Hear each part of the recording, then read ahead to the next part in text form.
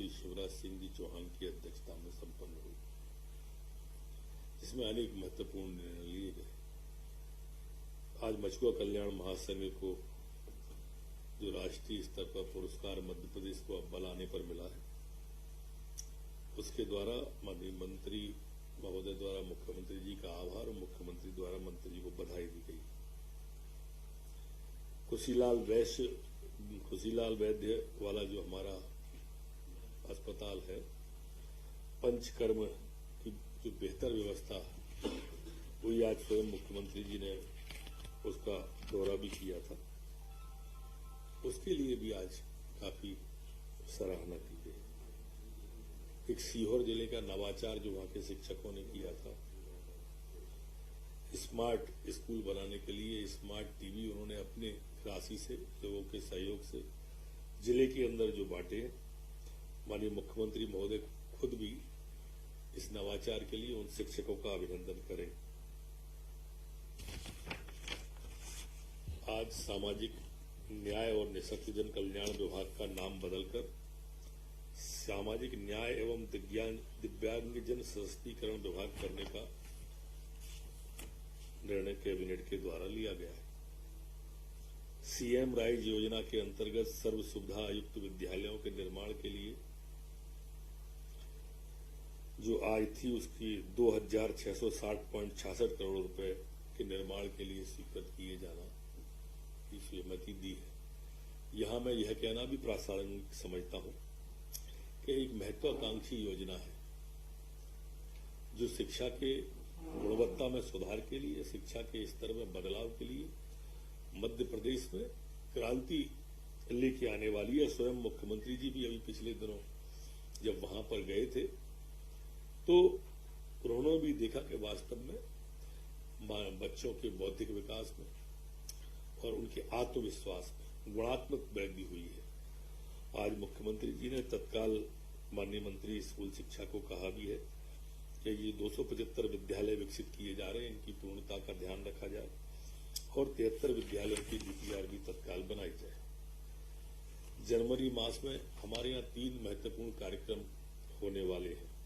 NRI सम्मेलन, प्रधानमंत्री जी स्वयं और खेलो इंडिया यूथ गेम्स जो आने वाला है। ये खेलो इंडिया यूथ गेम के लिए आज कैबिनेट के द्वारा अलग अलग मदों में 85, 92 ऐसे करके कुल 177.50 करोड़ की कार्य योजना ये तैयार कर वित्त विभाग की सैद्धांतिक सहमति इसमें प्राप्त हो गई है। 177 पॉइंट इसके लिए कुल व्यय जो इसका आने वाला है वो 212.87 करोड़ रुपए के व्यय का अनुमान इसमें है। ये 8 जगह पर पूरे प्रदेश में ये खेल होंगे। ये 8 जगह है, भोपाल, इंदौर, ग्वालियर, मंडला, बालाघाट, खरगोन में महेश्वर, जबलपुर, दिल्ली आदि शहरों में एक महत्वाकांक्षी या कार्यक्रम खेलो इंडिया का मध्य प्रदेश में होने के लिए जा रहा है। उसको भी कैबिनेट के द्वारा आज सहमति प्रदान की गई है।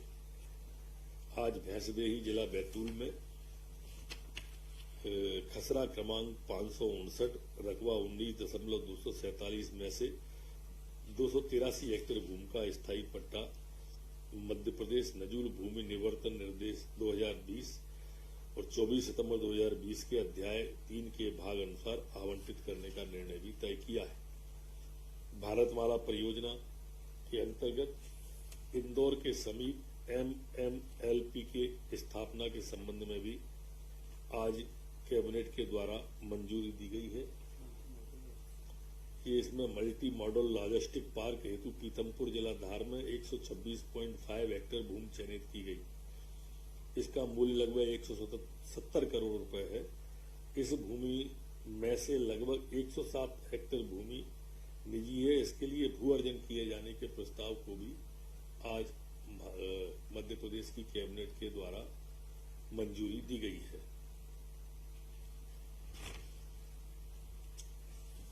आज रबी विपणन 21-22 के लिए जो भारत सरकार की प्रधानमंत्री अन्नदाता संरक्षण अभियान है, उसमें जो मूंग खरीदी की गई थी, उस उपार्जित ग्रीष्मकालीन मूंग को निस्तारण की भी आज अनुमति मध्य प्रदेश कैबिनेट के द्वारा दी गई है। जैसा आप सबको विदित है कि मध्य प्रदेश में 1 लाख सरकारी नौकरियां और बेरोजगारों को रोजगार देने के लिए हर महीने रोजगार दिवस जैसी अनेक आयोजन हो रहे हैं। इसमें मध्य प्रदेश सरकार तेजी से रोजगार देने की दिशा में काम कर रही है। उसी निमित्त आज 2 प्रस्ताव माननीय मुख्यमंत्री द्वारा कैबिनेट में रखे गए। एक तो हमारे जो पिछड़े वर्ग के बच्चों को विदेश में रोजगार के लिए जाना होता है, उन युवाओं के लिए 3 वर्ष में जो युवा परिचित हुए उन्हें और चयनित लगभग 200 युवाओं को सॉफ्ट स्किल लैंग्वेज आवश्यक और प्रशिक्षण प्रदान कर विदेश में रोजगार उपलब्ध कराने का भी निर्णय आज मध्य प्रदेश की कैबिनेट ने लिया। इस प्रशिक्षण की अवधि 3 से 5 वर्ष होगी और अवधि के लिए रोजगार हेतु जापान इन सब बच्चों को भेजा जाएगा। जापानी भाषा में भी प्रशिक्षण दिया जाएगा। इस पर कुल व्यय 2,01,800 रुपये प्रति युवा, 2,01,800 रुपये प्रति युवा। इसमें राज्य का अंशदान भी 50% से अधिक होगा और लाभार्थी का भी अंशदान शामिल किया जाएगा। 3 वर्षों के लिए सरकार द्वारा इसके लिए 6 करोड़ रुपए की सहमति आज मध्य प्रदेश की कैबिनेट के द्वारा दी गई है। दूसरा है इसमें उद्यम क्रांति योजना। मुख्यमंत्री पिछड़ा वर्ग और अल्पसंख्यक कल्याण आयोग में इसमें अल्पसंख्यकों और पिछड़ा वर्ग के लोगों के लिए ये योजना मूल रूप से है। इसमें जो तय किया है वो परिवार की आयु अधिकतम वार्षिक 12 लाख रुपए, इकाई की स्थापना ये निर्माण की कर सकेंगे। 50 लाख रुपए तक की परियोजनाएं 1 लाख से लेकर 50 लाख तक की, 1 लाख रुपए से 25 लाख रुपए तक की योजनाएं सर्विस सेंटर और रिटेल व्यवसाय के लिए, और बैंक के लोन पर 3% ब्याज का अनुदान 7 साल तक सरकार इनका भरेगी। इसमें स्वरोजगार योजना के लिए भी सहायता दी जाएगी। नवीन स्वरोजगार योजना के लिए 10,000 रुपए से 1 लाख रुपए तक की परियोजनाएं भी इसमें शामिल होंगी। इसमें भी लोन पर 3% प्रतिशत ब्याज को 7 साल तक दिया जाएगा सरकार के द्वारा। इस योजना से 3 साल में 30,000 हितग्राहियों को 12 करोड़ 50 लाख रुपए तक की परियोजना की सहायता दिए जाने का लक्ष्य इसमें रखा गया है।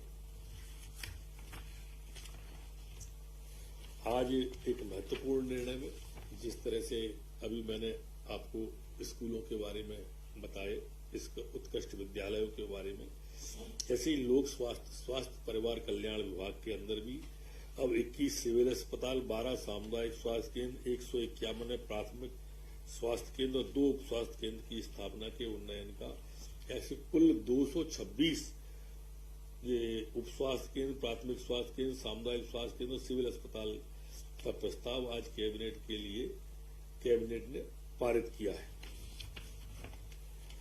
Chhindwara institute for medical science की स्थापना के लिए पुनरीक्षित प्रशासकीय स्वीकृति आज दी है। 665 करोड़ के स्थान पर यह 768.22 करोड़ की स्वीकृति इसमें प्रदान की गई है। एक आवास विभाग के द्वारा शहरों में स्थित पुराने जीर्णशीर्ण मकानों को तोड़कर रहवासियों को नवीन, बेहतर, आधुनिक और सुविधायुक्त आवास उपलब्ध हो सके, इसके लिए शहरी भूमि का अनुकूल उपयोग हो सके के उद्देश्य से मंत्रिपरिषद द्वारा प्रदेश आवास पुनर्विकास नीति 2022 का अनुमोदन आज किया गया है। आज संत रविदास स्वरोजगार योजना, डॉक्टर भीमराव अंबेडकर आर्थिक कल्याण योजना एवं मुख्यमंत्री अनुसूचित जाति विशेष परियोजना वित्त पोषण योजनाओं की स्वीकृति भी आज मुख्यमंत्री के द्वारा कैबिनेट में दी गई है। इसमें 18 से 40 वर्ष तक के स्थान पर अब 18 से 45 वर्ष करने का और शैक्षणिक में भी 12वीं के स्थान पर 8वीं कक्षा उत्तीर्ण करने का अनुसमर्थन आज बाबा साहब अम्बेडकर और संत रविदास स्वरोजगार योजना के लिए किया है। जैसे हमारे सिंहस्थ में महाकाल कॉरिडोर के बाद में आपने देखा होगा कि सैलानियों की, तीर्थ यात्रियों की, धार्मिक यात्रियों की संख्या में तेजी से इजाफा हुआ है। आज भी पर डे लगभग 1.5 लाख, 1 लाख, 2 लाख लोग पर डे उज्जैन में आते हैं। तो उज्जैन में स्वाभाविक रूप से पूरे देश का ध्यान आकर्षित किया प्रधानमंत्री जी के आने के कारण से। अब वहां पर जो कान्ह नदी है और उसका जो दूषित जल है वो उज्जैन में क्षिप्रा में मिलता था, तो वो जल क्षिप्रा में नहीं मिले। उस जल को डाइवर्ट करने के लिए, दूषित जल को करने के लिए एक परियोजना की स्वीकृति आज कैबिनेट के द्वारा दी गई है, जिसकी लागत 598 करोड़ 66 लाख की है। और यह काम सिंहस्थ से पहले करने का भी आज मुख्यमंत्री जी ने तय किया है। इसका रखरखाव का भी जिम्मा एजेंसी 15 साल तक इसमें वहन करेगी। 108 फुट ऊंची बहुधातु प्रतिमा, जैसा आप देख रहे होंगे, मान रहे होंगे कि सिंहस्थ आने वाला व्यक्ति हर एक ओंकारेश्वर जाते ही है। और वहां पर भी एक बड़ा कॉरिडोर हमारे शंकराचार्य जी जो थे, उनकी 108 फुट ऊंची धातु की प्रतिमा का निर्माण जो हो रहा है, उसके लिए आज पुनरीक्षित लागत 198.25 करोड़ की स्वीकृति प्रदान की गई है। इससे हमारे सारे संत समाज में हर्ष है कि शंकराचार्य जी की प्रतिमा, शंकर प्रथम की वहां पर हो रही है।